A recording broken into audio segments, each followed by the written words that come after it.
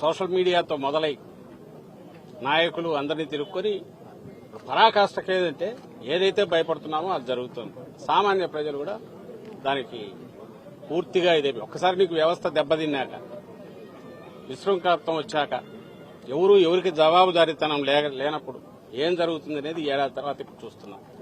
దీనికి ఇలా వీళ్లు చేయడం వల్ల ఏదో సాధిస్తారనుకుంటే అది పొరపాటు. ఒక నెల రోజులో 2 నెలల్లో నాయకులను, కార్యకర్తలను, సోషల్ మీడియా యాక్టివిస్టులను జైల్లో పెట్టచ్చు. కానీ బయటకు వచ్చేసరికి ఎలా తయారవుతున్నారంటే మరింత గట్టిగా తయారై వస్తున్నారు. వైఎస్ఆర్సీపీ మరింత బలపడుతోంది.